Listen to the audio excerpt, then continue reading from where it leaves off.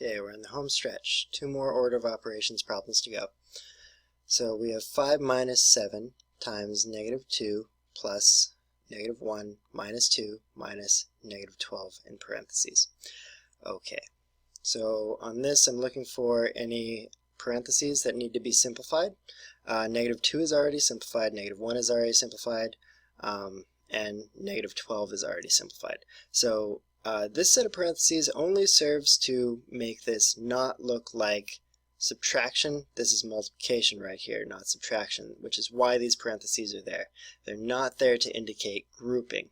All these parentheses are here to indicate these are negatives. It's kind of like a warning sign. Hey, watch out. These are negative numbers here. They're not positive.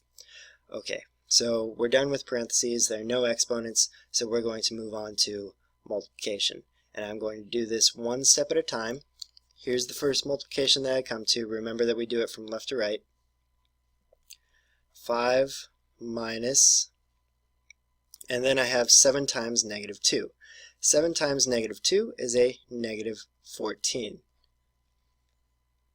And then I'm going to add -1, I'm going to subtract 2, I'm going to subtract a -12. This is going to be a great opportunity for us to check our work with a calculator at the very end. Checking it right now might lead us down the wrong path when we finally, if we make a mistake plugging it into our calculator, we're more likely to end up with that number ahead of time because we've got this bias that happens to us. So don't hold off on that. Don't do it quite yet.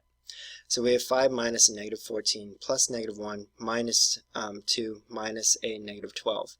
Now there are a few things that you might do here. You might turn this into plus a regular old positive 14. You might change this into plus a positive 12. I'm going to forego that. I'm not going to do that right now because I've got some fluency with negative numbers, adding and subtracting them. So I'm going to just I'm going to view this as 5 minus a -14.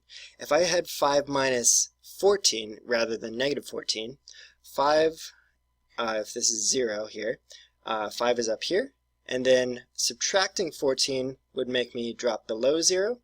Adding 14 is going to make me go upward instead. So I should be adding these things. My number should end up bigger than what I started with, bigger than that 5.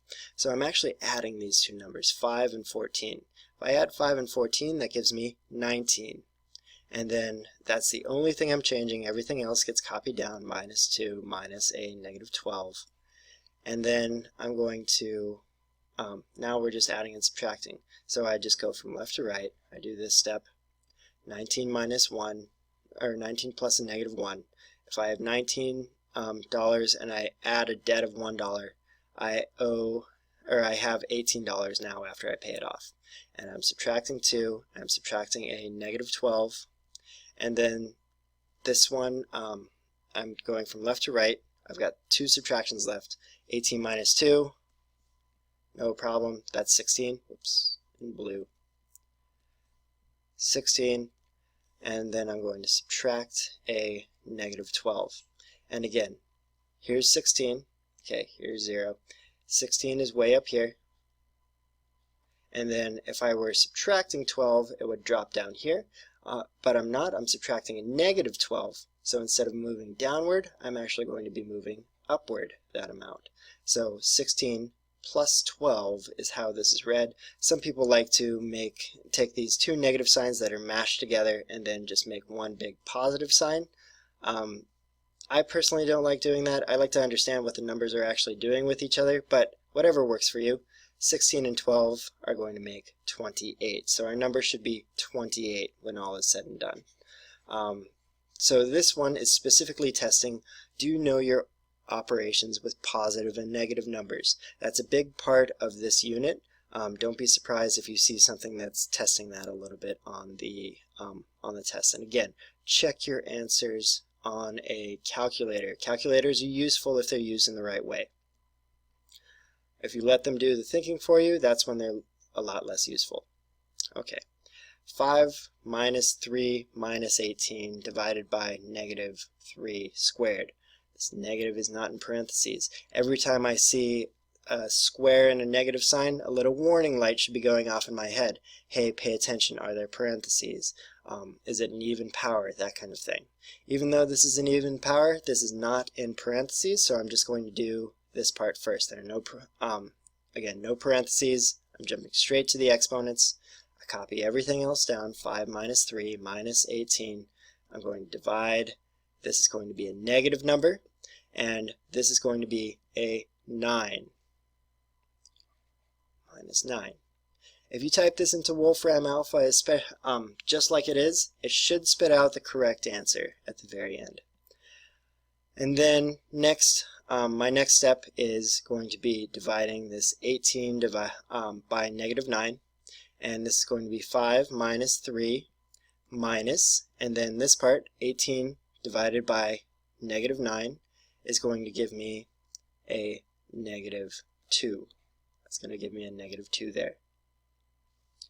So 5 minus 3 is going to give me 2. No surprise there. 5 minus 3, that gives me 2. And then I'm going to be subtracting a negative 2. So if I have 0 here and I'm up here at 2, subtracting a negative 2 is not going to bring me down to 0 because that's what 2 minus 2 would do. 2 minus 2 would give me 0. I would be dropping down here. I'm not dropping down. I'm going upward. I'm actually adding 2. So basically this problem right here, even though it looks complicated to start with, is basically just asking me what's 2 plus 2. 2 plus 2 is 4, and I'm done. Okay, so this should help you identify what kinds of problems you need to work on. If you are having trouble with getting out of this tunnel vision, you should work on this type of problem. If you're having trouble figuring out about whether or not the exponent is, or sorry, the negative sign is part of the base or part of the exponent, you should work on this type of problem. And if you're having trouble with adding and subtracting negative numbers, you should work on this type of problem. You can create them yourself, and then you can work them out on Wolfram Alpha. If you type them out exactly as it's written, you should Wolfram Alpha should spit out the answer for you. Make sure to check it over because you may enter it in incorrectly. Don't just trust a computer. Just have a way of checking it also. But you can create your own problems. You can also use there's some exercises in Khan Academy where you can practice this as well. And if you have any questions, of course, you can use the discussion board that's on Google Classroom.